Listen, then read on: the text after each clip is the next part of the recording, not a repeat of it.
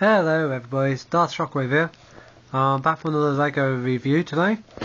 Today's review, as you can see, is going to be on the Imperial Tie Interceptor, which is my favourite version of all the TIE fighter classes available.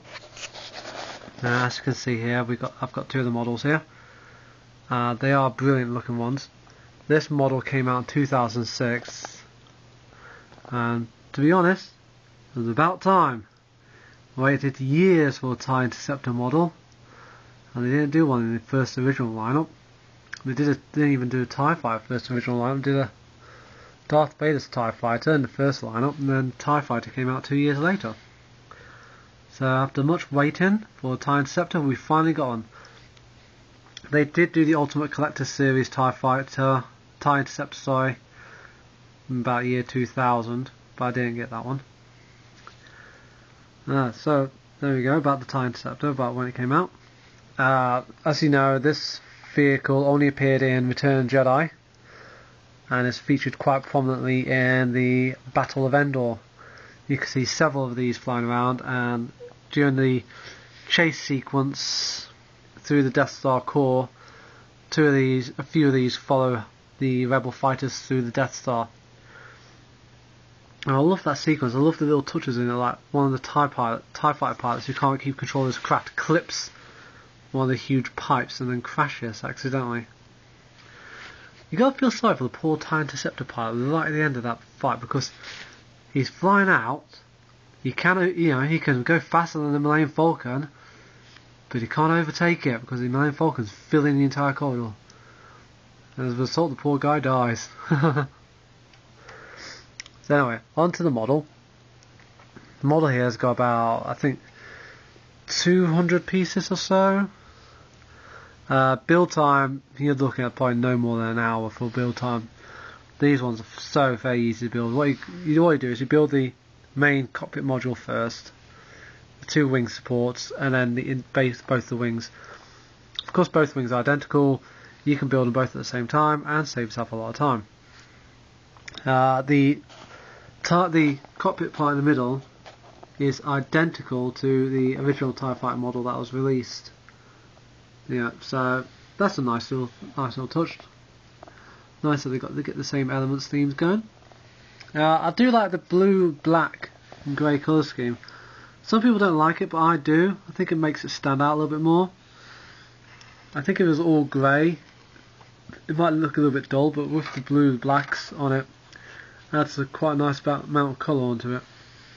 Also, this model is built pretty much identical to the TIE Fighter model, so much so that they've even included the holes in the bottom here for the display stand, which came with the TIE Fighter.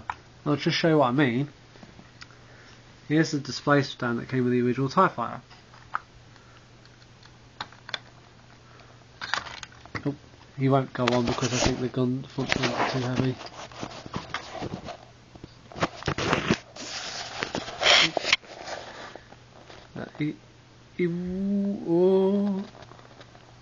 He rests on there just about to the sense of guns have fallen off accidentally. Take that off before he falls off. It's a nice model, nice swooshability factor on it. I'm not too sure how much these go for on eBay. Probably about £25, something like that. This model was about £17 when it was first released, which was very good value for its size, because the original TIE Fighter was about £12 to £15, and considering these add a little bit more pieces to it, it's quite a good value, I thought. It's got some nice detailing on the wings, especially around the sensor areas. It also has the opening cockpit with the, you see him in there,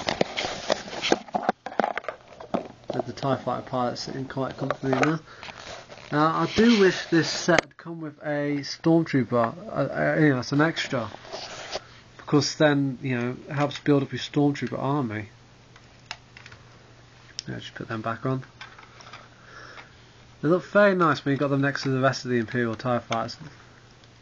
And it's a nice hold. Just hold it by the middle piece and just swoosh it around. The wings are a little bit loose, but something I can live with. It's a great model. I really do enjoy this model. That's why I've got two of them, of course, naturally.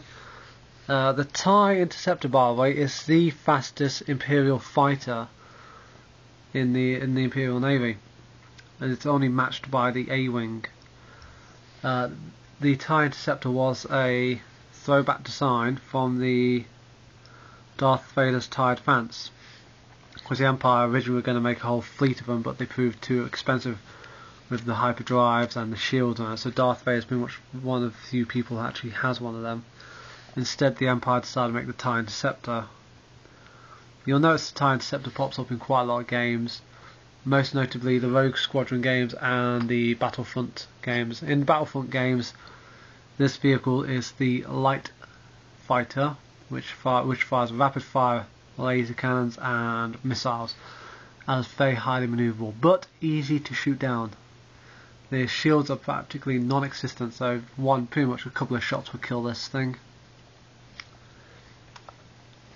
So, if you ever manage to find one of these on eBay, which I reckon you should, since the model only came out about 3-4 years ago, I do recommend getting them, because they are nice looking models. And it doesn't hurt to have something that battles the rebels. Some people have asked if I could do a video of my Lego collection soon. I will do. I'll do one after Christmas, because I think I've got some Lego sets coming for me for Christmas. So it'd be better if I do a video after Christmas when I can show you some of the new sets I've got. So anyway, till next time, this is Darth Shockwave. If I don't do another video by then, hope you have a Merry Christmas. Till then, over and out. Bye.